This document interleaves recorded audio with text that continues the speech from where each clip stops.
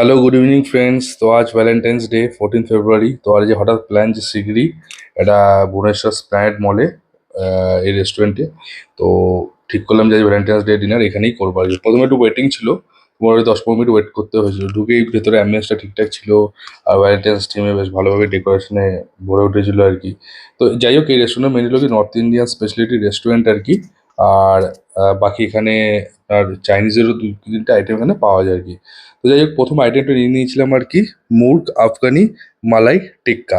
তো এটার দাম ছিল 575 টাকা, 575 প্রাইস ছিল আর কি। ওপর একটা ভালো কোটিং দেওয়া ছিল চিজের।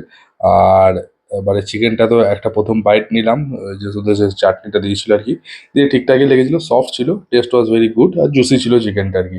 নেক্সট রাতে আইটেম নিয়ে নিয়েছিলাম, সেদিনকার দিন স্পেশালিটি আইটেম ছিল মাটন লাল মাংস। এটা রাজস্থানের one of the famous dish. তো গ্রেভির টেক্সচারও ঠিকঠাক ছিল, রংটা লাল লাল ছিল, মাটনেরও সাইজও ঠিকঠাক ছিল আর কি, বেশ খুব গরম ছিল আর কি।